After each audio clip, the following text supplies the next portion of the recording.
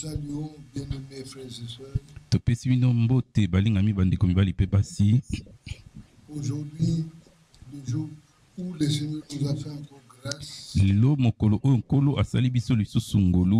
nous puissions nous voir et écouter sa parole. Le Seigneur nous a fait grâce pendant la nuit. Il a veillé sur chacun de nous. Ce matin, il a encore remis le souffle de vie dans la vie de chacun. Que nous puissions nous renouveler où nous sommes fixés rendus. Ainsi que son nom soit béni. La grâce qu'il nous accorde ce matin. Nous approcher de sa sainte présence. Nous allons effectuer la lecture de la parole de Dieu. Lisons Jérémie au chapitre 18. Tokotanga na Jérémie mokapo ya zomi na mwambe. Tokobanda na nzela ya liboso. Là, la parole nous dit. Kuna liloba ye koyebisa biso. La parole qui fut adressée à Jérémie de la part du Seigneur en ces mots. Liloba oyo etindamaki mpe na Jérémie uta epai na nkolo na maloba oyo. Lève-toi. Telema. Descends dans la maison du petit. Pe kita na ndako ya mosali bambeki. Je te ferai entendre mes paroles. Kuna na koyokisa yo maloba na ngai. Je descendis dans la maison du petit. Na kitaki na ndako ya mosali mbeki. Voici, il travaillait sur un tour. Pe talani azali kosala likolo na lipende moka kotelema. Ce qu'il faisait ne réussit pas. Mbeki oyo azali kosala esimbaki te. Il arrive à l'argile dans la main du petit. Ndenge ekomaka na mabele na bikeko na loboko ya mosali mbeki. Il en refit un autre. Nde na boye asalaki lisu mosusu. Asalaki mbeki mosusu. Bon de le faire. Ndenge amonaki malamu ya kosala yango. Et la parole du Seigneur me fut adressée en ces mots. Pe liloba na nkolo elobami nga na maloba oyo. Ne puis-je pas agir envers vous comme ce potier, maison d'Israël? Boni na kosala te pa na bino lokola mosali mbeki oyo ndako na Israël. Dit le Seigneur. Nde nkolo alobi. Voici. Talani. Comme l'argile est dans la main du potier. Ndenge mabela bikoko ezaka na maboko ya loboko ya mosali mbeki. Dans ma même maison d'Israël. Ndenge moko pe biso bozali kati na loboko na ngai ndako na Israël. Que le Seigneur ajoute des riches bénédictions à la lecture de sa parole. Tikete kola bakisa oyo ezali mapamboli na botangi ya liloba na ye. Ainsi nous allons être notés. Nde na boye tokobumba mito na biso. Un moment de prière. Pona mwa ntango moko ya losambo. Dieu notre Père Céleste, Nzambe tata na biso na likolo. nous te remercions ce matin Totondi yo na ntongo oyo. pour la grâce que tu as faite à chacun Pona ngolu oyo sali na moko de se voir réveillé par toi, amona ete alamusami uta epai na yo. saint de force, Wana zingami na bokasi. ayant bénéficié de la grâce, Wana asili kozwa ngolu. de ton soutien, ton secours, Ya lisungi pe lisalisi na yo. de se voir admis dans ta présence Ya komona ete andimami na kati na liboso na yo. et aussi conduit à écouter la parole que tu vas nous adresser. Pe lisusu akambami na liloba oyo okotindela biso. Bien-aimé Seigneur, Molingami nkolo. c'est dans ta présence que nous trouvons Ezande liboso na nde biso et tozali. nous savons Pe biso que dans toyebi. ta présence tout peut arriver. Ete liboso na nyonso ekoki kokoma. Dans ta présence, tu sais accorder des saluts. Liboso na oyebi kopesa lobiko. Tu sais guérir le cœur, Oyebi kobikisa mitema. aussi le corps entier. Pe lisusu nzoto mobimba. Tu sais relever des hommes qui sont tombés. Oyebi pe kotelemisa bato bakoyesami. Aussi réhabiliter tous ceux qui se sont détournés de toi. Pe lisusu kozongisa na nzela baebanse bakendaki mosika na yo. Accorder la vie à ceux qui en désirent et qui en manquent. Kopesa bomoi na baoyo bakolinga yango mpe bazangi yango. Bien-aimé Seigneur, Molingami nkolo. nous croyons et nous pensons Tokondima pe tokokanisa. que tu es le Dieu Tout-Puissant. E tozali nzambe na nguya nyonso. C'est celui qui peut agir et accorder toutes choses à l'homme. Oyebi oyo ozali pe oyebi kosala pe kopesa nyonso epai na moto.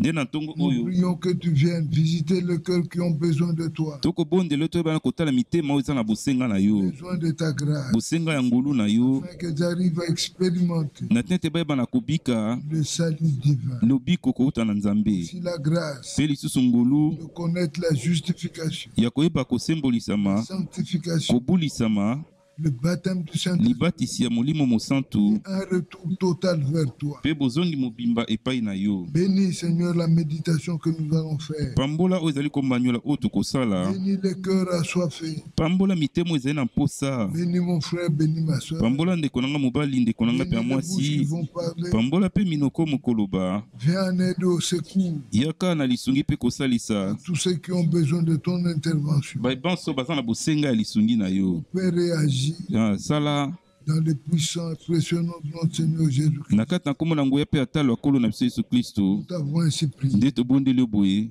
Amen. Amen.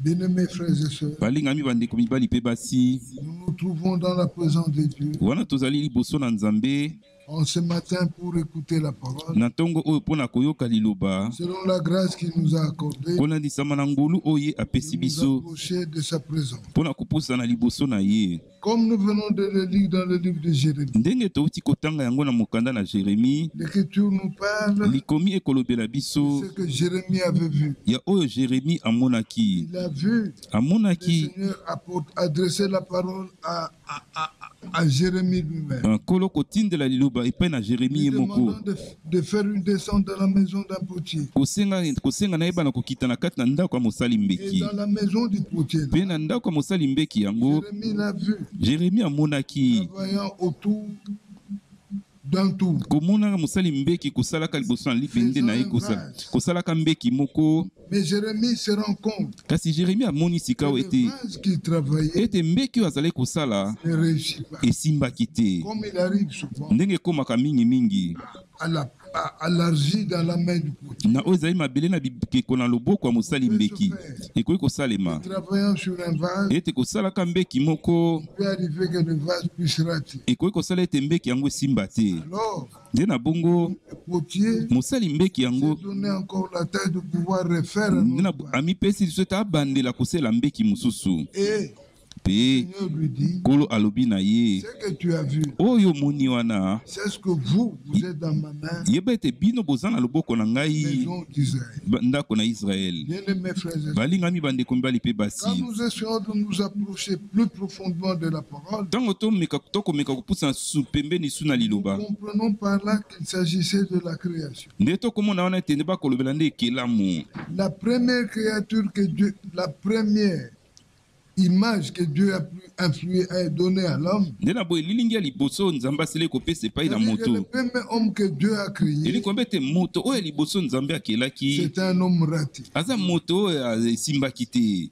C'est ainsi que Dieu, Nde na boye Nzambe c'est-à-dire le Seigneur Jésus-Christ, elingi bakolo Yesu Kristo dans son entretien avec Nicodème, na lisolo na elongo na Nikodeme il lui dit dans Jean 3, alobi na ye na mokanda ya Jean mokapo na ce misato qu'il te faut, ete o esengeli na c'est yo que tu dois naître de nouveau. ete esengeli obotama mbala na sika. Bien-aimés frères, Balingami bandeko, aujourd'hui nous attendons tous le retour de notre Seigneur Jésus. lelo biso banso tokozela bozongi ya kolo na biso Yesu C'est une Kristo. promesse qu'il a adressée Eza nde elaka moko atindaki aux croyants. apesaki epai na Parce qu'il bandimi. leur a dit, Pamba ata alobaki na bango, je m'en vais vous préparer. nakei kobongisela bino esika. Lorsque je l'aurai fait, Ntango nakoyeba na kosala je yango, reviendrai ngai nakozonga et je vous prends. mpe nakozwa bino. Mais il viendra prendre qui? Kasi akoya kozwa Nous nani? l'avons dit que ce sont des croyants. Tolobaki yango eza bandimi. Mais ce n'est pas n'importe quel croyant. Kasi eza mondimi nyonso Ce te. sont des croyants nés de nouveau. Eza nde bandimi oyo babotami mbala na C'est sika. lorsqu'on est né de nouveau Eza nde ntango obotami mbala na sika, que les choses de Dieu commencent à t'intéresser. nde makambo na Nzambe ekomi kobenda yo. Que les choses de Dieu revêtent un sens profond pour toi. Nde na boye makambo ya Nzambe ekomi na ntina moko ya bozindo mpo na yo. Quand tu nais de nouveau, Ntango obotami mbala na sika, tu deviens participant de la nature divine. nde okomi oyo okomi kosangana na lolenge ya Nzambe ya kozala. Bien-aimés frères, Balingami bandeko mibali mpe basi, c'est lorsque nous naissons de nouveau eza nde ntango tokobotama que mbala na l'Écriture sika, dit nde likomi que nous ekoloba avons la possibilité nde toza na makoki de pouvoir comprendre les choses du royaume. ya koyeba na kososola makambo na bokonzi. En dehors de ça, Na libanda na c'est yango vraiment impossible à l'homme ekoki kosalema te epai na de moto pouvoir comprendre ce que Dieu veut. akwa kososola oyo Nzambe alingi. C'est ainsi que Nde na ntina nango dans Jean au chapitre 3, quand nous lisons, na mokanda na Jean mokapo na misato kuna le tokotanga, Seigneur Jésus dit ceci à Nicodème. nkolo Yesu alobi likambo epai na Nikodeme Au verset 2e, na nzela ya mibale. Bon, nous lisons directement le verset 3. Tokotanga mbala moko oyo ya misato. Jésus lui répondit, Yesu ayanoli na ye. en vérité, je te le dis. Solo solo nakoyebisa yo. Si un homme n'est né de nouveau, Soki moto moko abotami te mbala na sika. il ne peut voir le royaume de Dieu. Soko moketa koki komona bokonzi na Et le Nzambe. prophète Branham souligne, Pe mosakoli Branham akobeta sete koloba. voir le royaume Ete komona veut bokonzi. dire comprendre. Eli koloba kososola C'est bokonzi. lorsqu'on est de Dieu Eza nde ntango botami uta na Nzambe. qu'on a la compréhension des choses Nde divines. na bokomi sika na bososoli ya makambo na Que Nzambe. les choses de Dieu peuvent arriver à t'intéresser. Ete makambo na Nzambe koki kobenda yo. Que tu peux comprendre Nde okoki correctement kososola les choses que Dieu fait. ndenge esengeli makambo Nzambe akosala. Bien-aimés frères, Balingami bandeko. nous savons que la nouvelle naissance, Toyebi ete mbotama na sika c'est naître d'en haut. eza nde kobotama uta na likolo. C'est-à-dire Elingi koloba que le Seigneur ete nkolo permet que tu naisses spirituellement. akopesa nzela ete obotama na lolenga molimo. Parce qu'au verset 6 de Pamba Jean te 3, na nzela ya motoba ya Jean mokapo na misato l'Écriture dit, likomi ce ekoloba qui est né de la chair est chair. oyo ebotami uta na mosuni eza mosuni. Nous sommes venus, nous sommes la première création, Biso tozali ekelamu ya liboso c'est-à-dire nous sommes nés naturellement, ete tobotami na lolenga et mokili à ce titre-là, mpe na lolenge wana nous sommes nés selon la chair. tobotami kolandisama na mosuni. Mais Jésus dit à Kasi Nicodème kasi Yesu alobi epai na que tu Nikodeme dois naître de nouveau. ete esengeli obotama mbala na La sika. nouvelle naissance, Mbotama na sika c'est une naissance spirituelle. ezali kobotama ya molimo. Là, il dit, Kuna et akoloba ce qui est né de l'esprit, oyo ebotami na molimo eza nde molimo. dans la nouvelle naissance, Na kati ya mbotama na sika l'homme est né spirituellement, moto abotami na lolenga molimo, l'homme est né d'en haut. moto abotami uta na À likolo. partir du moment où il est né d'en haut, Kobanda kaka na ntango abotami uta na il likolo commence à s'intéresser aux choses d'en haut. abandi sika kosepela na makambo ya likolo. Comme nous le lisons dans Colossiens, Ndenge tokotanga na mokanda na Kolosien. dans Colossiens au chapitre, je crois, 2e, 3e, Kolosien mokapo na misato Colossiens 3, l'Écriture dit à partir du premier verset, likomi ekoloba kobanda nzela ya liboso. si donc vous êtes ressuscité avec Christ, Soki na bongo bosili kosekwa elongo na Kristo, cherchez les choses d'en haut, boluka makambo ya où likolo. Christ est assis à la droite de Dieu. Eske api Kristo afandi na loboko na mobali na Les Nzambe. choses d'en haut sont des choses invisibles, Makambo ya likolo eza makambo emonanaka te, mais elles existent. kasi yango ezali.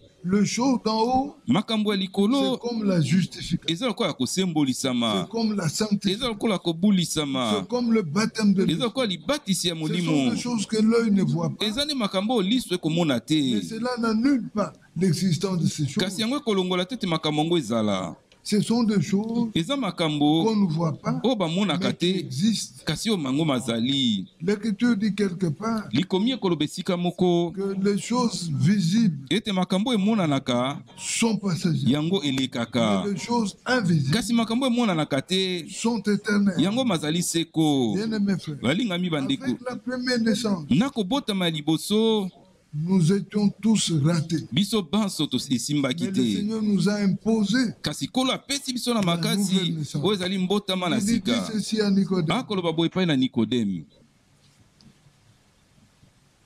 Bon. Mais il y eut un homme d'entre les pharisiens, Kasi ezalaki na moto moko kati na bafarisien, nommé Nicodème, kombo na ezalaki un Nikodeme, chef de Juifs, oyo ezali mokonzi moko ya bayuda, qui vint oyo lui, ayaki auprès de Jésus, wana na butu pembe na et Yesu, lui dit, oyo mpe alobi na ye, Rabbi, nous mokonzi, savons que tu es un docteur venu de Dieu, toyebi ete yo ozali molakisi outi epai na Nzambe. car personne ne peut faire ces miracles que tu fais Pamba te moto moko te akokosala bikamwa oyo si kosala Dieu n'est avec toi. soki Nzambe aza elongo na ye. Jésus qui connaissait directement son problème, Yesu oyo ayebaki mbala moko likambo na lui ye répond en disant, ayanoli ye na koloba, en vérité, je te le dis, solo solo nakoyebisa yo, si un homme n'est né de nouveau, soki moto abotami te mbala na sika, il ne peut voir le royaume de Dieu. soko moke ete akoki komona bokonzi na Il Nzambe. est question ici de voir. Likambo ezali ya Et le komona, frère Branham mpe ndeko Branham trouve une solution pour ça. nde azwi eyano mpo na Il dit, likambo oyo. voir ici, veut Alobi dire, komona awa elingi koloba kososola makambo na Nzambe.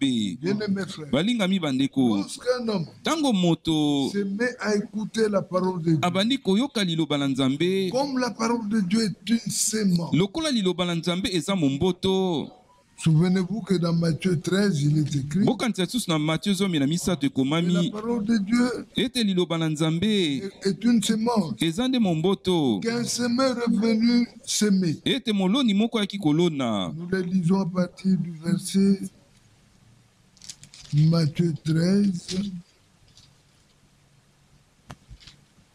à partir du verset 18.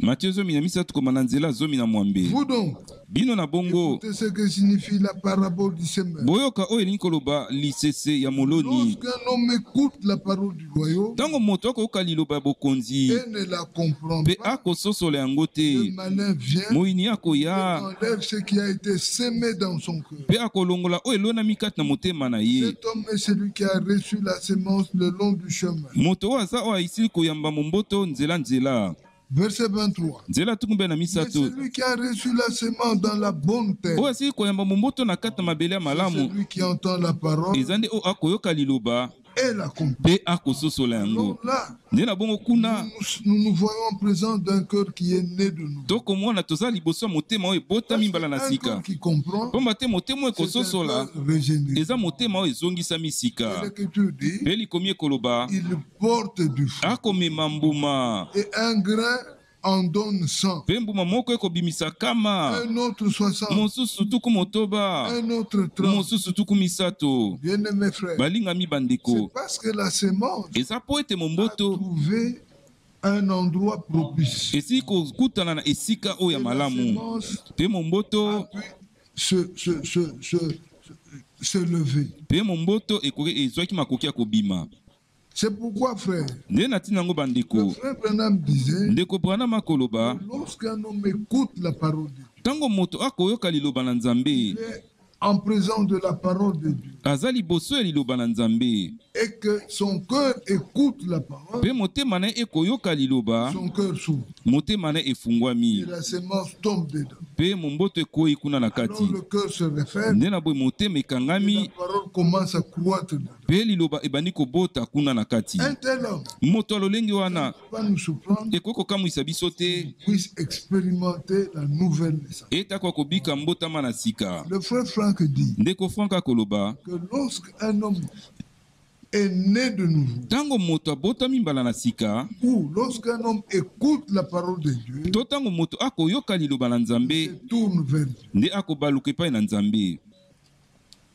Quand Dieu Ntango Nzambe répond à la prière de cet homme, akoyandola na libondeli ya moto Dieu wana se tourne vers lui. eza nde Nzambe nde akobaluka epai na moto yango. Qu'est-ce que nous voulons dire? Nini tolingi Nous koloba? nous disons, frère, Tokoloba le bandeko, temps dans lequel nous vivons, ntango kati yango c'est tokobika un temps qui nous exige eza nde ntango ekosenga na biso la nouvelle naissance. mbotama na sika. Parce que le Seigneur Jésus Pamba te Nkolo ne Yesu viendra chercher akoya koluka des hommes qui sont nés de bobele bato kaka oyo babotami mbala na sika. nés de nouveau, ça veut dire Kobotama mbala na sika elingi koloba toutes les expériences du salut ont pu avoir lieu. bakati na banani mabiki nyonso alobiko esalemaki. C'est-à-dire, c'est un homme qui est passé par la justice, elingi koloba ete moto aleki na nzela na kosembolisama, sanctification kobulisama et le baptême de l'Esprit. mpe libatisi ya molimo. Quand on atteint ce niveau, Ntango okomi na esika wana, là nous sommes dans 2 Pierre. kuna toza mokanda mibale ya Pierre. Dans 2 Pierre, Mokanda mibale ya Pierre, chapitre 1er, mokapo na liboso, l'Écriture nous dit, likomi ekoloba na biso comme sa divine puissance lokola nguya na ye ya bonzambe nous a donné tout ce qui contribue à la vie esili kopesa biso nyonso ekosala et mpo na à la bomoi piété mpe na bomoi na au Nzambe moyen de la connaissance na nzela na boyebi de celui qui nous a appelés par sa propre gloire ya et sa vertu, oyo asili kobenga biso na nzela na nkembo na ye moko mpe na nzela na bokasi na ye lequel moko nous assure de sa part mayema kopesa biso etingi auta epai na les ye plus grandes et les plus précieuses promesses, oyo ezali bilaka ya minene mpe ata lokoleka afin que par elles na tina ete na nzela na yango vous deveniez participants de la nature divine. boyebana kosangana na lolenge ya Nzambe. La nature divine est versée dans l'homme Lolenge ya moto ya Nzambe ekokota kati na moto par la nouvelle. na nzela na mbotama na Un sika. homme qui est né de nous Moto oyo abotami mbala na sika commence à obéir akobanda kotosa à quelque chose qu'il ne savait pas. na eloko moko yayebaki Il te. avait des difficultés à croire la parole. azalaki na mikakato na kondimela Mais liloba, parce que Dieu t'a fait grâce, kasi po ete nzambe asali yo ngolu tu puisses écouter et ouvrir ton cœur à cela. ete okoka koyoka mpe kofungola motema no na yango. Si le Seigneur faisait, soki kolo par asalaki cette expérience-là, tu puisses atteindre la régénérescence, ete na nzela na libiki wana oyeba na kozongisa masika, il y a la nature divine qui s'installe en toi. wana eza lolenge ya bonzambe efandi sika na kati na yo. Puisque la nature divine est en toi, po ete lolenge ya bonzambe eza na kati na yo, alors l'Écriture dit, nde na bongo likomi ekoloba verset 5, na nzela mitano, à cause de cela même, na ntina na yango kutu faites tous vos efforts. bosala makasi na bino nyonso. C'est quelque chose qu'on ne peut pas demander à un incroyant. eza eloko bakoki kosenga na moto akondimela te Ce te, n'est que quelqu'un qui a pu expérimenter la nouvelle eza naissance, kaka moto abiki mbotama na sika qui la vit, nde akobika yango, la nature divine, aza na lolenge ya bonzambe, peut lui exiger cela nde bakoki kosenga ye likambo oyo pour joindre à votre foi. mpona kosangisa na kondima na bino. Nous disons en passant tokoloba na que koleka la foi est un don. ete kondima eza likabo, C'est Dieu qui le donne à l'homme. nzambe nde apesaka yango epai na moto. Un don, on ne demande pas. likabo basengaka yango te. Le don s'octroie librement likabo epesamelaka kaka bosomi selon boye la volonté du donateur. kolandisama na mokano ya moto akopesa. Mais ce don-là, kasi likabo yango bien mes frères, balingami bandeko mibali mpe basi, l'Écriture nous dit dans Pierre,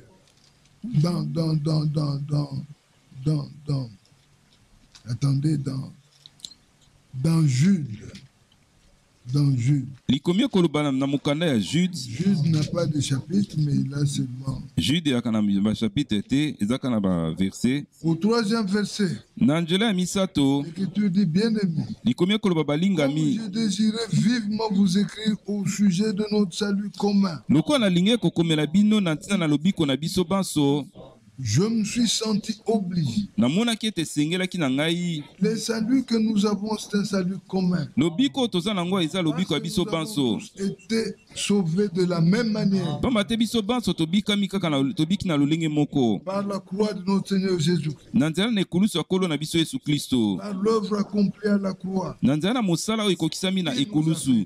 ye asali biso ngolu, Croire en cela, tondimela kati na de yango, donner nos vies à cela. topesa bomoi na biso na yango. Aujourd'hui, mpe lelo nous sommes témoins de ce que Dieu a fait de nous. toza banzeleneki ya oyo nzambe asali kati na biso. L'Écriture poursuit en disant, likomi ekokoba na koloba, obligé afin de vous exhorter à combattre na tina etala neti bino bokoka kobunda pour la foi qui a été transmise mpo na kondima oyo esili ekopesama au sein une fois pour toutes. epai na basantu bele mpo na mbala moko. Tous les saints, basantu Dieu le banso connaît. nzambe ayebi bango. Dieu sait qui est saint, nzambe ayebi nani aza qui allait mosantu, devenir saint. nani alingi kokóma mosantu, mpe nani akotikala kozala mosantu Au te. sein là, nde na boye na basantu il wana avait déjà mis la foi. en libele même asi moment. atiaki kondima kaka na ntango moko Oui, ya solo. quand la foi était donnée à Pierre, ntango kondima epesamaki epai na elle pierre, a été donnée aussi à lui. epesamaki mpe epai na Parce que hugues. l'Écriture dit, pamba te likomi ekoloba une fois pour ezali bobele kaka mbala moko. bien aimé frère. balingami bandeko, Maintenant dans Romains au chapitre 8, sika na mokanda na rome mokapo na dans mwambe, Romains au chapitre 10, rome mokapo na zomi, là l'Écriture ajoute un détail important. kuna likomi ekobakisa likambo moko ya motuya. L'Écriture dit dans Romains 10, likomi ekoloba na rome mokapo na zomi à partir du verset 17, kobanda na nzela zomi na sambo. l'Écriture dit, likomi ekoloba bon, verset 16 d'abord. zomi na motoba liboso. Mais tous n'ont pas obéi à la bonne nouvelle. nde na boye banso kasi bango banso batosaki na sango malamu te. Aussi Esaïe dit-il, nde na boye ezayi alobi, Seigneur qui a cru à notre prédication. kolo nani andimeli na liteya na biso. Ainsi, nde na la bongo foi vient de ce qu'on entend. kondima ekoya na oyo ekouta na oyo Ce qu'on bakoyoka, entend vient de la mpe oyo parole. bakoyoka ekouta na liloba na kristo. Dieu qui nous a fait don de la foi. nzambe asili biso likabo ya La foi kondima. qui a été transmise une fois pour toutes. kondima oyo epesamaki bobele mbala moko. Cette foi-là kondima wana vient quand on écoute la parole. eyaka ntango bakoyoka liloba. Oui, bien aimé frère. ya solo balingami bandeko, Regardez, nous avons aussi un autre détail. toza nsi na likambo moko mosusu Dans Éphésiens, non, dans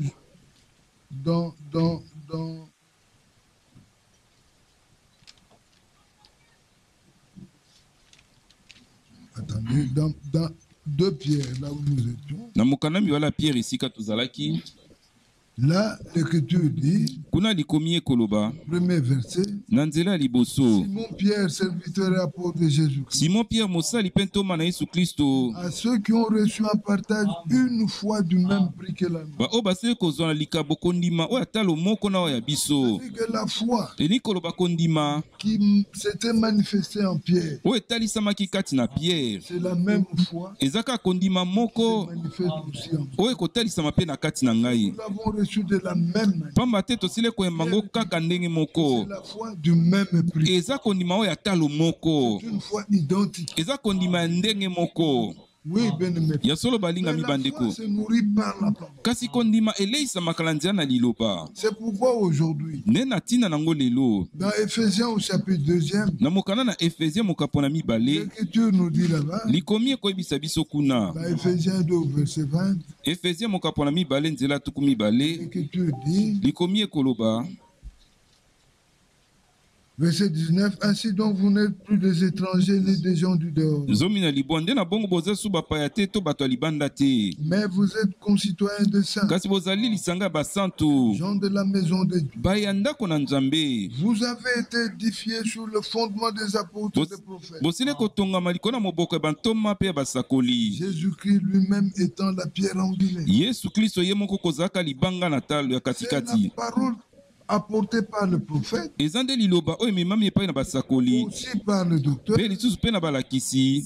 les apôtres, Bantoma qui fait qu'aujourd'hui, yango nde kosala ete lelo nous puissions avoir une foi véritable. tokwa kozala na kondima moko ya solo. Bien aimés frères, Balingami bandeko. c'est la parole des apôtres que nous devons écouter. Eza nde liloba ya bantoma nde esengeli toyoka. Si nous n'écoutons pas la parole des apôtres, Soki toyoki liloba ya bantoma te, alors nous avons failli. nde na boye wana tokweyisami. C'est l'enseignement apostolique aujourd'hui Eza nde lite ya bantoma lelo. qui a révélé ces épreuves en ce temps-là, Oyo etalisaki oyo ezalaki bandanga nango na eleko wana. qui a manifesté les résultats. Oyo ebimisaki bambuma. C'est la même parole Kaka aujourd'hui liba wana moko lelo qui doit être apportée oyo esengeli ememama à l'Église du Nouveau Testament. na eklese ya boyokani na sika ya ntango na suka. Parce que, bien aimé frère, Pamba te balingami il bandeko. est toujours dit en français elobamaka ntango nyonso na lokota ya français que la même cause ete ntina moko produit les mêmes effets. ebimisaka bambuma kaka Si nous moko. recevons la même parole, Soki tokoyamba kaka liloba moko attendons-nous à produire le même fruit. tomizela tobimisa kaka bambuma moko. Parce que l'auteur de la parole est unique. Pamba te kolo liloba eza kaka moko. C'est pourquoi, bien aimé, Nde na ntina yango balingami nous bandeko. nous insurgeons aujourd'hui Tokotelemela lelo contre tout homme oyo moto nyonso qui ne peut pas nous apporter la parole prophétique. oyo akokomemela biso liloba ya bantoma te. Si tu n'apportes pas la parole apostolique, Soki omemi liloba ya bantoma te, tu ne dois pas faire partie aujourd'hui de ce que Dieu fait. nde na boye kokotangama te lelo na kati na oyo nzambe akosala. Parce que l'enseignement apostolique Pamba te liteya ya bantoma a démontré etalisi polele Dieu qui l'a donné. ete nzambe nde apesaki yango. Dans Matthieu au chapitre 28, Na Matthieu mokapo ya tuku mibale na mwambe l'Écriture dit là-bas, likomi ekoloba kuna dans Matthieu 28,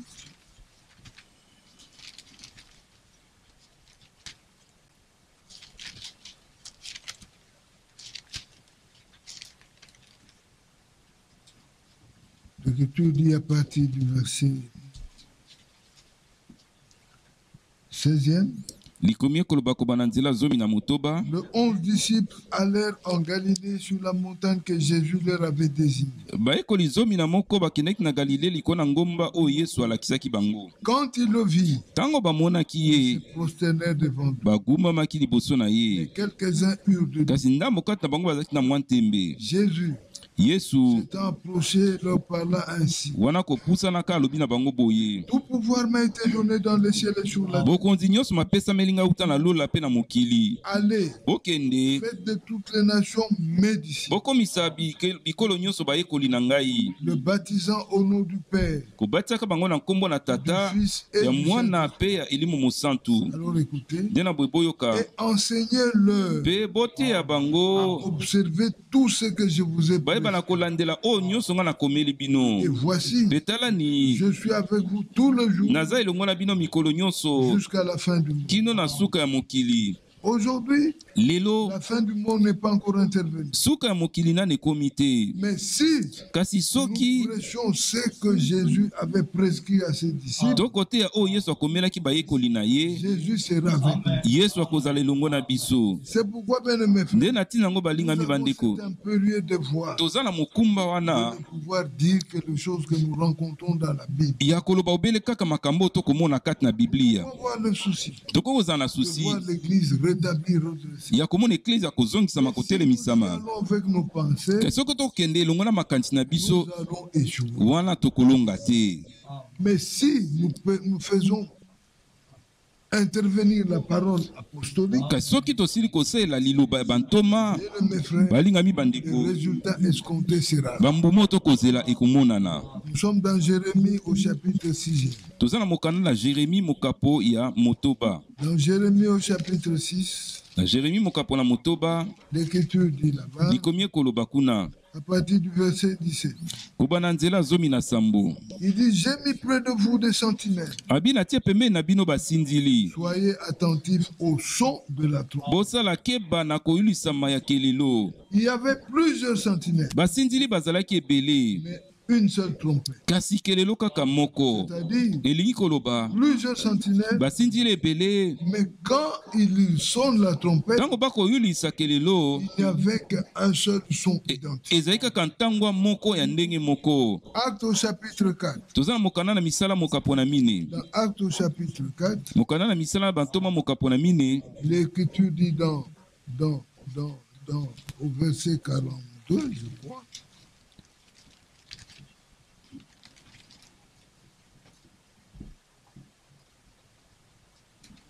Non, Acte au chapitre 2. Au chapitre 2e. Eza mokanda na misala na bantoma mokapo ya mibale.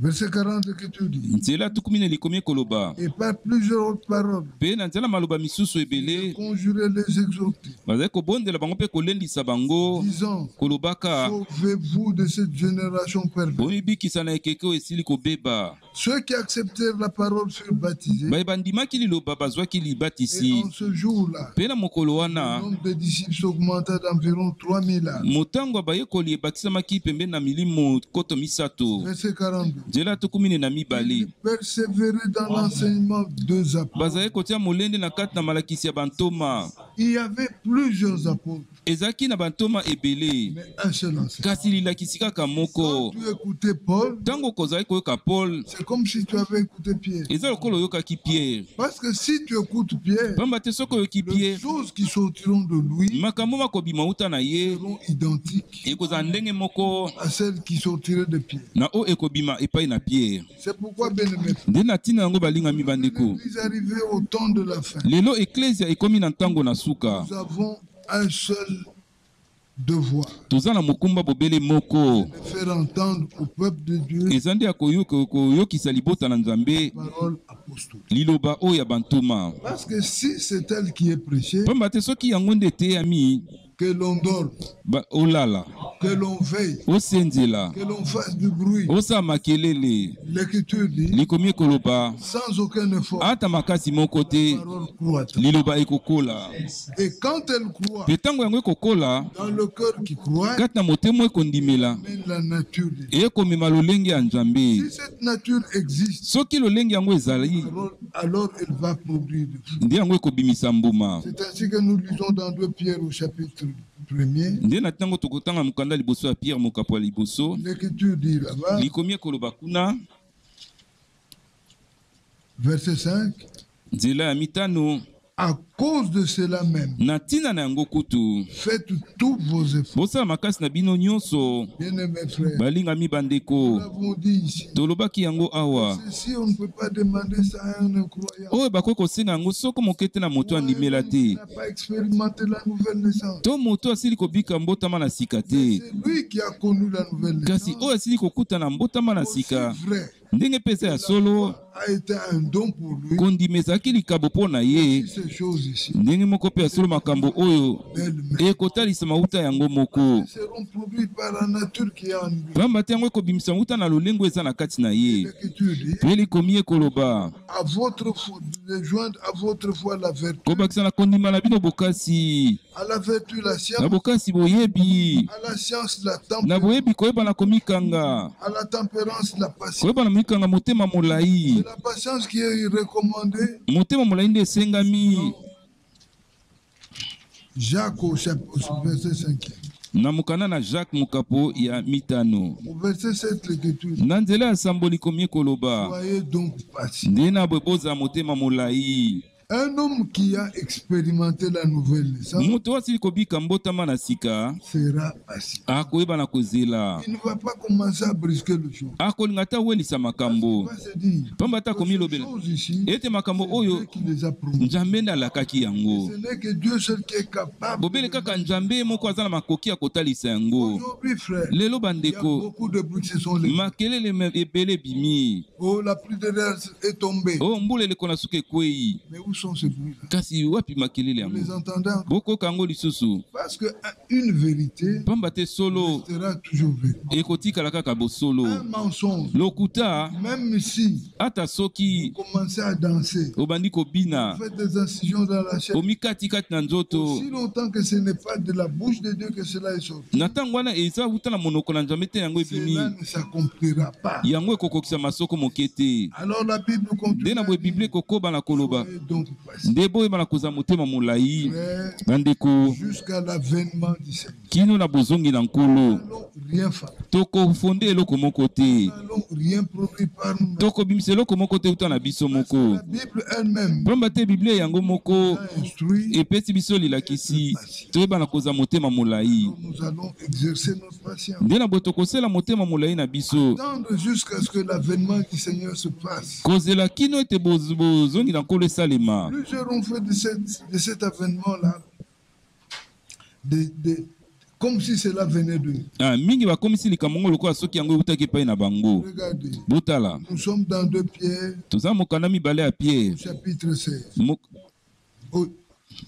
2 Pierre 1, mokanda liboso ya Pierre mokapo na liboso verset 16. nzela zomi na motuba Tu dis, likomi ce ekoloba n'est pas en effet na bongo eza boye te suivant des fables habilement conçues na kolandaka masapo esalemi mpenza na lolenga mayele nous na avons moto fait connaître la puissance nde totalisaki bino boyebi nguya mpe bozongi ya nkolo na biso Yesu Kristo te Ce n'est pas en imaginant des choses. eza te na kokanisaka Oh, makambo Jésus-Christ o Yesu est Kristo déjà rentré depuis 1960. libela sa zonga koba na mbula Quand on 1963 se pose la question, où est-il? kasi ntango bakotuna motu aza wapi Oh non, non, o il est te encore dans les airs. aza na mopepe akoya ndambu Nous avons entendu beaucoup de choses. toyoka makambo ebele Pourquoi ces frères-là n'ont pas eu de patience? mpo na nini po ete bandeko wana bazalaki na motema molai te Quelqu'un manque de patience. ntango moto azangi motema molai Bien-aimé, il glisse balingami les interprétations. wana kokota siko na bandimbola na bato Ça sera un homme déçu. akozala moto Il atutisami espérait que la chose à laquelle il avait pensé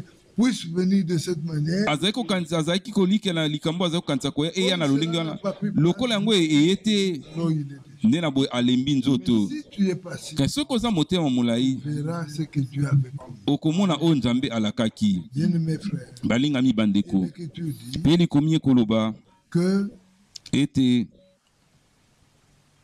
dans 2 Pierre 1 là, na mokanda liboso ya Pierre mokapo ya liboso wana par des fables habilement conçues que nous vous avons fait connaître la puissance et l'avènement. na nzela mayele moko na bamasapo esalemi na mayele na bato nde totalisaki bino nguya mpe bozongi ya nkolo na biso Yesu Kristo L'avènement du Seigneur. bozongi na nkolo Le terme avènement, liloba oyo en bozongi grec, ça veut na dire baela elingi koloba apparition visible. kotalisama na ekomona boye C'est un homme qui apparaît. eza moto abimi boye bamoni Jésus-Christ est allé au ciel homme. Yesu Kristo akendaki na lola moto Il ne redescendra pas nuage. wana akokita lipata Il ne te redescendra pas doctrine. akokita lilongi mpe Il ne te viendra pas la tête seulement. akoya mpe kaka moto pamba Non, te acte 1, mokanda batoma au moka verset 11e lecture dit, mukana misala mokapo ya liboso nzela zomi na moko abikaka ndenge moko ya mataki wana c'est comme cela qu'il revient. eza kaka bongo ndenge mpa kozonga Alors nous attendons nde na boye tokozela voir ya komona Jésus-Christ homme. yesu kristo moto L'Écriture dit, likomi ekoloba nzela zomi na moko verset 10. Et comme ils avaient le regard fixé vers le ciel, lokola miso na bango ezali kotala kaka likolo pendant qu'ils s'en allaient, na ntango wana azali kokende voici 2 hommes vêtus de blanc leur apparut. tala ni bato moko mibale balatami na pembe babimelaki bango mpe balobi Homme Galilée, bato bana galile pourquoi vous arrêtez-vous à regarder au ciel? mpo nani botikali kotala kaka likolo C'est boye Jésus yesu qui wana a été enlevé au milieu de vous. oyo azali kolongola mauta na kati na bino Reviendra de la akozonga kaka ndenge moko même manière qu'il est monté. kaka ndenge moko ya mataki wana C'est de la même manière qu'il est. ndenge moko mpe ya kokita Nous l'attendons ainsi. tokozela ye Parce que bongo dans Jean 14, pamba te na jean 14 akoloba je m'en vais vous préparer. nake kobongisela bino esika Lorsque je l'aurai fait, ntango nakoyeba na kosala yango je reviens ngai nakozonga et je vous prends. mpe nakozwa bino Afin que là où je na suis, tina ete epai wapi ngai vous nazali puissiez aussi y être. bino mpe lokola bokoka kozala Nous attendons là tokozela wana tout physique d'un homme. bozongi ya nzoto ya moto Parce que selon Matthieu 9, pamba te kolandisama na mathieu mokapo na libwa Jésus-Christ yesu kristo reviendra. akozonga Nous l'attendons, tokozela ye non pas comme étant le Seigneur, wana te kozalaka nkolo non pas comme étant le Rédempteur, wana te lokola mosikoli non, mais nous attendons kasi Jésus-Christ, tokozela yesu kristo époux, mobali na libala qui vient se joindre à son époux. pamba te akokosanga na mwasi ne na Et libala Jean-Baptiste disait Mais dans Jean 2, jean baptiste azali koloba na jean mokapo na au verset mibale 29, na nzela tuku mbe na que libwa c'est lui à qui appartient l'époux. ete oyo epai na nani azali ya mobali na libala eza nde mwasi na libala Bien-aimés frères, balingami bandeko l'Écriture dit, likomi ekoloba Matthieu 9, mathieu mokapo na libwa alors les disciples de Jean vinrent auprès de Jésus.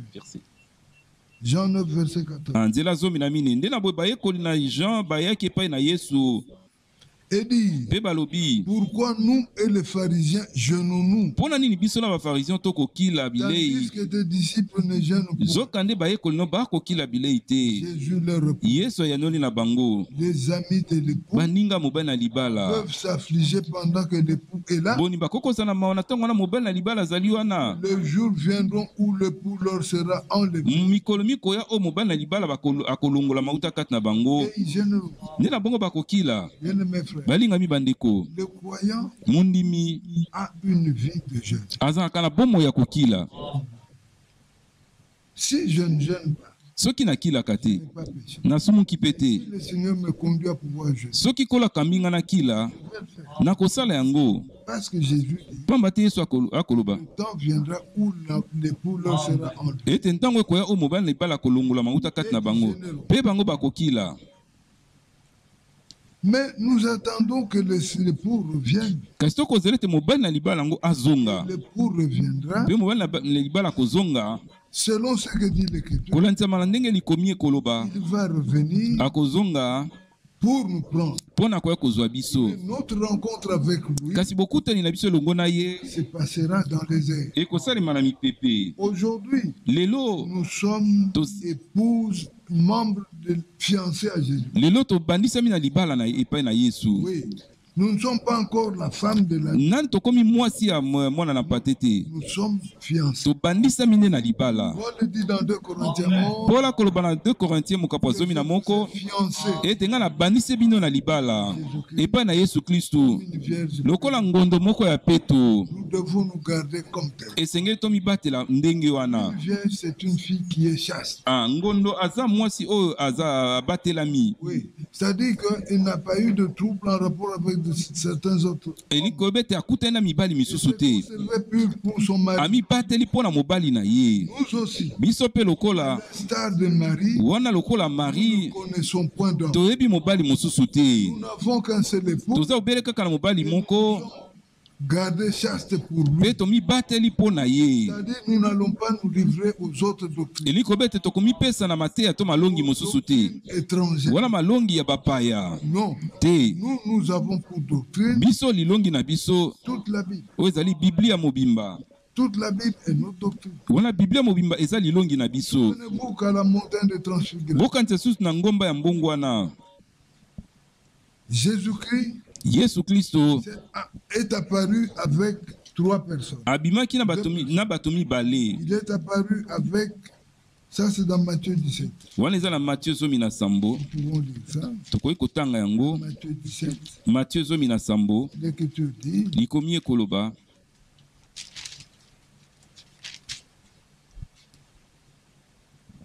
6 jours après, Jésus prit avec lui Pierre, Jacques et Jean, son frère, et il les conduisit à l'écart sur haute montagne.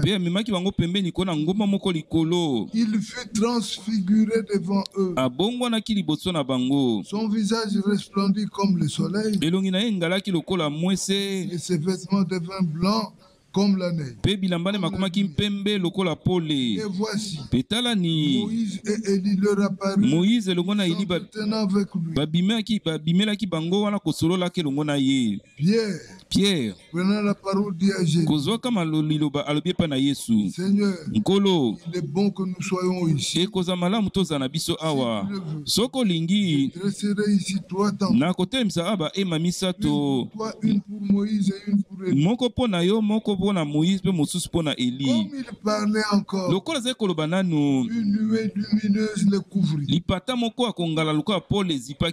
voici, une voix fit entendre de la nuée ces paroles. Celui-ci est mon fils bien-aimé, en qui j'ai mis toute mon affection.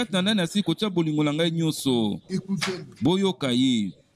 Nous ne devons écouter que Jésus seul. Mais dans la Bible, ici dans Matthieu, Dieu nous dit, Moïse est venu avec la loi. Et la grâce et la vérité sont venus avec Jésus. Dans la loi, il y a une part de vérité. Oui, c'est pourquoi nous ne prenons pas la partie loi en rapport avec les Hébraïques. Kasi tozwaka mobeko liloba tango likomi koloba koboma te biso tokoloba amen tango likomi koloba te koyiba te tokoloba amen tango likomi kosenga biso sa eloko mosusu kolandisama na oyo nzambe akoloba awa alobi te tokosala yango te kasi tozala limeme moko bozindo mpona liloba nyonso na nzambe. Kasi awa na nzela misato nde na boye Moïse na Eli babimaki. Moïse azali kotalisa mobeko pe Eli mosakoli basakoli. La loi et le prophète, nzokane mobeko elongo na basakoli, ils ont survécu jusqu'à Jean-Baptiste. Yango ewumelaki kino na Jean-Baptiste. Mais quand Jésus est venu, tango Yesu sika aye, ye akwesaki yango te. Je suis venu non. Yesu alobaki na yaki wana te pona koboma mobeko kasi pona kokokisa yango. Balinga mi bandeko elobamaki ete koboma te ya solo. Dans l'Ancien Testament, il était possible pamba te na boyoka na kaleko kosalema ete obika wana pe obomi te. Voulait dire kolongola bomoi na moto. Mais Jésus est venu renforcer kasi Yesu ekokomisa yango so makasi pour dire que pona koloba ete celui qui est o akoyina ndeko na ye aza pe mobomi. Alors nous qui sommes de Dieu, dena boye biso bayo toza ya nzambe tokoloba amen na nyonso wana parce que c'est la loi pamba te eza mobeko na nzambe. Alors bien mes frères, dena boye balinga mi bandeko, nous parlons de la patience. À la patience, la piété. À la piété, l'amour fraternel. Parlons un peu de la piété. La piété, selon Dieu, c'est la vie. Frère Branham a cherché dans le dictionnaire. Le sens du mot piété. Ndimbola lilobo piété. Amona ki yangote. Kasi bakonla mu nzamba sali ngolo. Nzambe ya koyebisa ete piété ezande koza lokola nzambe. Ya solo balingami. Donc tu es comme Dieu. Ete oza lokola nzambe. Mais à cela, kasi na yango ajouter l'amour. Esengeli kobakisa bolingo ya bandeko. C'est là où l'église du Seigneur a fait. Ezande kuna l'église na nkolo ekoisami. Nous comprenons. Ezande kuna nde tokososola. Plusieurs Ete eza na mingi. qui arrivent même à prêcher la parole. Bakoma kutu kotia liloba na nzambe. Qui n'ont pas fait de réelles expériences. Kasi basali mabiki ya solo te. Nous le disons avec mal au cœur. Tokolo bango penga na pasi na motema kasi likambo ya solo tokomona. Balingami bandeko. Tu ne peux pas okoki soko mokete lelo être en mesure d'apporter la parole. Eto za makoya komema liloba kotia liloba. Zokani na kati na yo moko. Il y a un sentiment qui te dit que oza na mposa mokati na yo koloba na yo ete. Il y a tel frère qui a des choses contre toi. Eto za na ndeko songola za makambo liboso kotelemela yo. Te. Ce n'est pas possible. Eko kosalema te. Malgré ça, il y a des frères qui le font. Kasi ata kobongo okomona ya bandeko bakosala. Une décision qui vient de lui-même. Ete okomona ndeko azi mokano kouta kati na ye moko. Pour arriver à exclure les frères du royaume. Ah, pona kobimisa bandeko musu na bokonzi na Nzambe. Te bandeko. Nous n'avons pas ce mandat. Toza na etinda wana te. Etinda toza na okolo apese pai na batei. Na batei na liloba. Ezande akozongisa boyokani. Nous devons être réconciliés avec Dieu. Esenge tozongisa boyokani elongo na Nzambe. Réconciliés entre nous. Ete pe tozongisa boyokani biso na biso. Un homme qui est réconcilié avec Dieu. Moto azongisi boyokani elongo na Nzambe. Pas forcément réconcilié avec les autres. Wana solo azongisi na boyokani na bato nyonso te. Malheureusement, il y a des gens qui pensent comme ça. Kasi ala mingi batu mingi bakukanisa bongo. Ete na mokolo wana. Les applaudir pour dire ah toi viens. Okola kobetele maboko lobete ya yaka. Yoza musali ya sembo ko tana bokonzi nanga. Te balingami. Ce que nous devons faire d'abord, c'est chercher à avoir une relation avec chaque frère. Si nous sommes ainsi, nous aurons automatiquement la réconciliation avec Dieu. Bien-aimés frères et sœurs, que le Seigneur nous vienne en aide et qu'il nous accorde à expérimenter ces choses. C'est bien de le dire. Oui, bien-aimés. Après l'amour fraternel, après la charité, pierre de fête. Nous tendons vers là. Que Dieu nous vienne en aide. Au milieu de nous, devienne réellement un calme total. Regardez, nous sommes dans Hébreu. Dans Hébreu au chapitre 12. Hébreu mukapoazomi na mibale. Là la Bible dit. Kuna Bible ekoloba. Hébreu 12. Hébreu zomi na mibale. Le verset 12. Nous commençons. Nzela zomi na mibale. Fortifiez donc vous-même l'anguissance. Bopesa makasi na maboko na bino malembaki pe mabolongo na bino pesile kolemba. Comment je vais les fortifier? Ndenge na kopesa ngo makasi. C'est en croyant la parole. Ezali na kondimela kaliloba. Et suivez avec vos pieds de voie droite. Afin que ce qui est boiteux ne dévie pas. Mais plutôt se raffermit. Verset 14. Recherchez la paix avec tous. On n'a pas seulement dit rechercher la paix avec ceux que vous estimez. Alors négligez les autres. Aussi longtemps que cela dépend de vous. Soyez en paix avec vous. Et la sanctification. Bien-aimés frères, un homme qui recherche la paix, il va privilégier aussi la sanctification. Sans laquelle, il ne parle pas en vain. Chaque mot dans la Bible est paisible.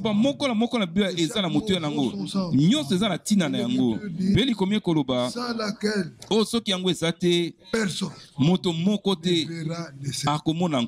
Nous attendons son retour. Très bientôt là, il apparaît. Mais nous l'attendons comment? Nous ne devons pas être négligents. Nous ne devons pas être des hommes assez inconsidéré. Ah, isengi te to bato to comme la camion son pamba. Non, que Dieu nous fasse Te nzamba sala biso ngolu. pour que nous ne tombions pas dans ce qui vient de nous dire.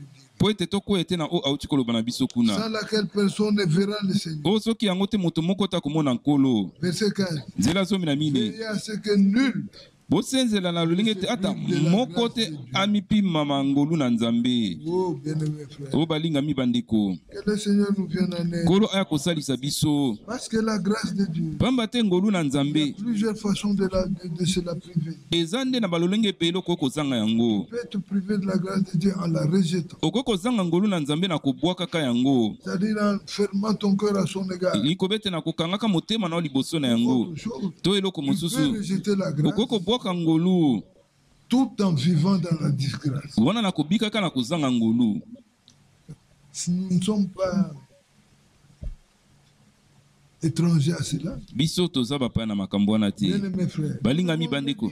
parce que nous parlons en famille. Pamba te to koloba libota. À un moment donné dans cette vie, Na mwantango moko na ngumba oyo. Dieu a permis que nous puissions avoir la compréhension de la grâce. Nzambe apesaki nzela ete tososola ngolu. Mais quand nous avons compris ça, Tango tososolaki il y yango, a quelques-uns parmi nous eza ndambo kati na biso qui ont débordé. oyo balekisaki ndelo. Au lieu de vivre la grâce, Nesika ete babika ngolu, ils ont vécu la disgrâce. babikaki oyo ezalaki kutu ngolu te. Nous sommes tous témoins. Biso banso tomonaka yango. Oui, bien aimé. Ya solo balingami. Parmi eux, quelques-uns Kati na bango ndambo se sont ressaisis nde balamukaki et ils ont changé de fil. mpe babongolaki nzela kolanda. Mais il Kasi y en a d'autres, par contre, eza nzoka nde bamisusu qui ne se sont pas encore totalement rétablis de ça. oyo nanu bazongisami na likambo yango te. Mais cela Kasi ne yango peut pas nous empêcher ekoki kopekisa biso te de ne pas parler de Dieu à ces hommes. ya kozanga koloba epai na nzambe epai na bato wana. Commencer à le regarder avec un œil dédaigneux, To banda otala bango kaka na lolinga kotiola bango comme si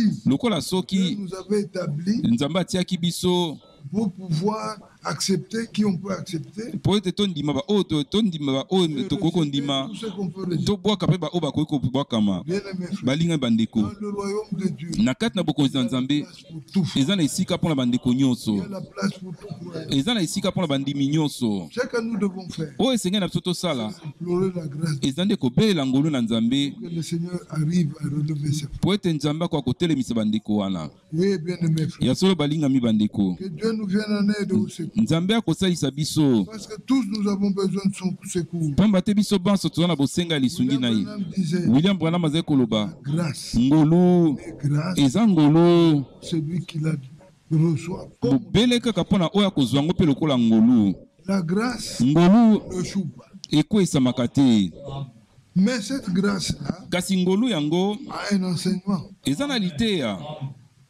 Selon l'enseignement de la grâce, Kolantisama liteya ya ngolu l'Écriture dit dans Tite au chapitre 2e, likomi koloba na mokanda na Tito mokapo na mibale à partir du verset 11, l'Écriture dit, kobanda nzela zomi na moko likomi koloba car la grâce de Dieu, pamba te ngolu na nzambe source de salut pour tous les hommes, etoko alobi kopona bato banso a été magnifique. yango esila ekotalisama. Cette grâce Ngolu yango nous enseigne ekoteya biso à renoncer à l'impie. ya koboya na oyo eza bomo ya mabe. Tout à l'heure, je vous disais Kala mingi te naza koyesa que bino le mot piété, ete liloba oyo piété Branham n'a pas pu trouver la signification dans le dictionnaire. Branham amonaki ndimbola yango na dictionnaire Mais te, Dieu l'a aidé à kasi comprendre nzambe asungaki que la asosola piété, c'est vivre comme Dieu. ete piété eza nde kobika lokola nzambe. Alors, si piété, c'est vivre comme Dieu, Soki piété eza nde kobika lokola nzambe, alors impiété, c'est vivre comme qui? nde na boya impiété eza soka kobika lokola nani? Et au convoitisme mondain, Mpe na bilulela ya et mokili, à vivre dans le siècle mpe ya présent, kobika na ekeke oyo selon la sagesse, kolandisama na bwanya la justice boyenge bene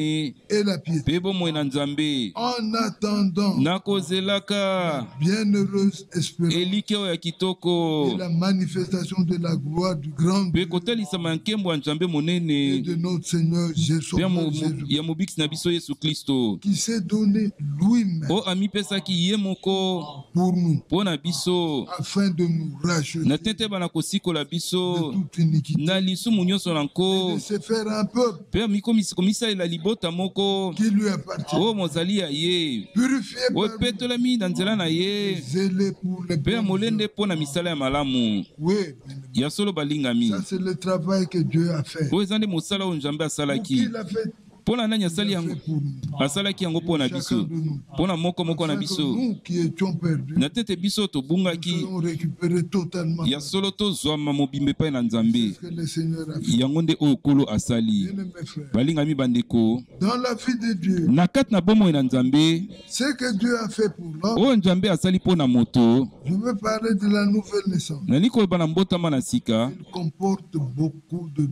eza na makambo ebele na kati na kati na mbotama na sika il y a la justification. Eza na kosembolisama, il y a la sanctification. Eza na kobulisama, et aussi pe lisusu eza na libatisi ya molimo. Ces choses-là, makambo wana dans le message que nous avons reçu, na sango oyo biso tosili koyamba, ils ont été scindés. Yango ba ekabolamaki. Comme marche que chaque croyant doit finalement gravir. Lokola était ni moko na moko mondime singela likana yango. Ça c'est l'enseignement apostolique. Pe wana litea ya bantoma. Quand nous revenons à la Bible, kasi tango tokozonga na Biblia, voyons bien mes frères. Tokomona balinga mi bandeko. Livre des Actes. Na mokana na misala na bantoma. Actes au chapitre 10. Mokana na misala mokapona zomi. L'Écriture dit, likomie koloba, à partir du verset 43. Kobanda na nzela ya tukumine na misato. Bon, verset 40. Dieu l'a ressuscité le troisième jour. Et il a permis qu'il apparût. Pe apesa ki nzela abima amonana wana epai na libota mobimba te kasi pe na banzene neko eponamaki libela liboso ute pa na Nzambe epai na biso toliaki pe tomelaki elongo na ye nsima na ye kosekwa kati na bawa pe Yesu apesaki so motindo ya koteya epai na libota pe akondimisa ete eza nde ye wasile kotia mayo te epai na Nzambe mosambisi ya baza na bomo pe baza ya kokufa. Tous les prophètes rendent de lui le témoignage. Basakoli banso bakopesa epai mpona tina na litatoli. Quiconque croit en lui ete okani akondima kati na ye reçoit par son nom le pardon de péché. Akozwa na nzela na nkombo na ye bolimbisi ya masumu. Arrive enfin le verset 44. Comme Pierre, lokola Pierre, prononçait encore ces mots, le Saint-Esprit descend. Molimo mosanto ekitaki likona ba o banso bazali koyoka liloba. Bien-aimés frères, balingami bandeko, Dieu est le seul souverain. Nzambe moko aza mokonzi kona nyonso. Akoki kosala enseignement, par un seul enseignement apostolique. Que les auditeurs qui agit la foi puissent vivre les expériences bibliques. Le Dieu qui a instauré puisse passer par la justification.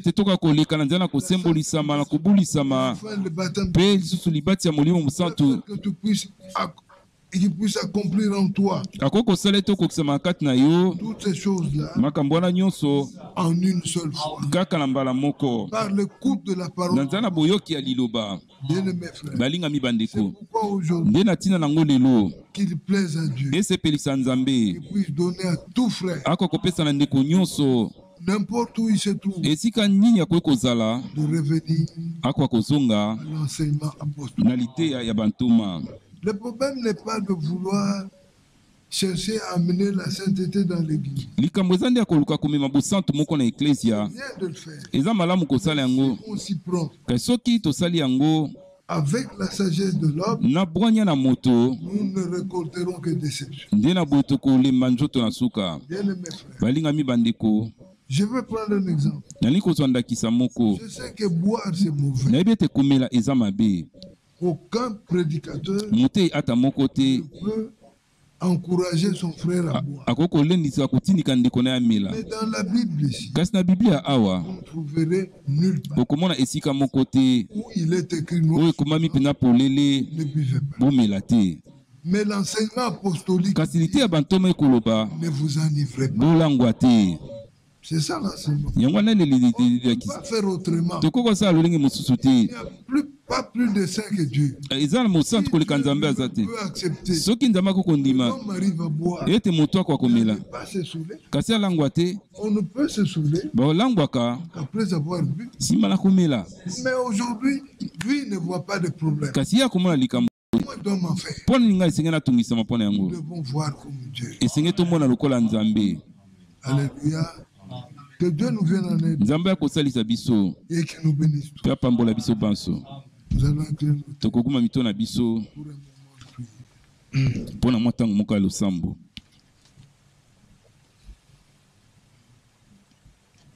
Bien-aimé, Père Céleste. Molingami tata na likolo. C'est dans le précieux nom de ton Fils Jésus-Christ que nous venons te dire merci. Parce que tu as permis.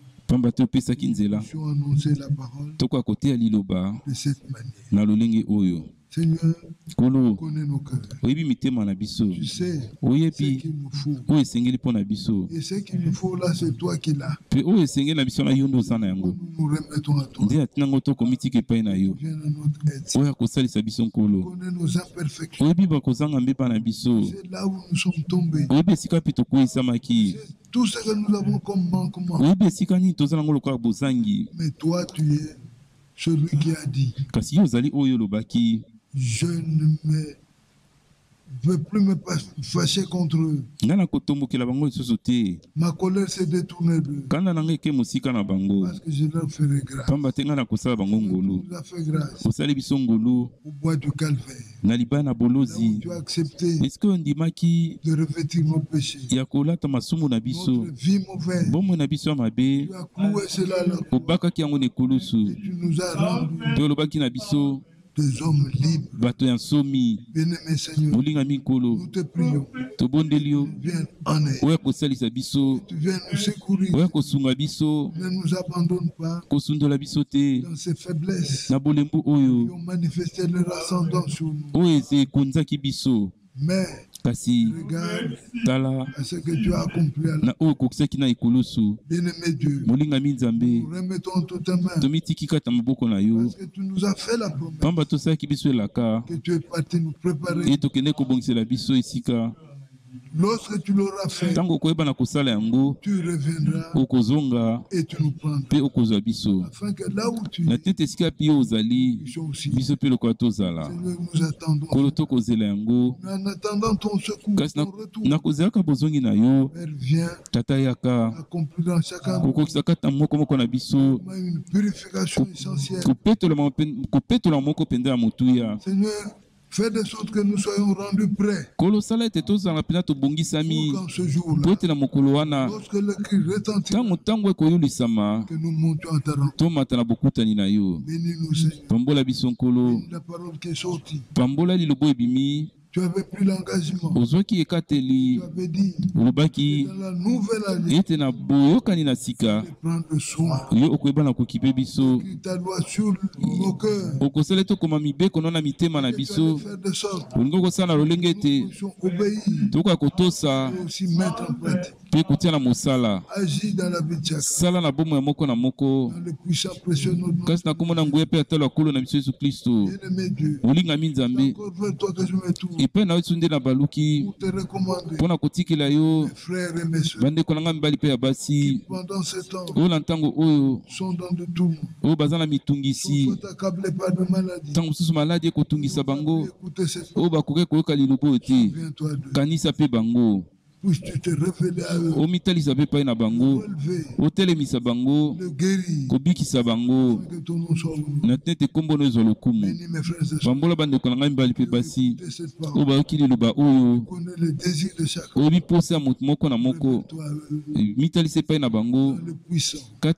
Et précieux nom de notre Seigneur Jésus. Nous t'avons ainsi prié. Amen. Amen.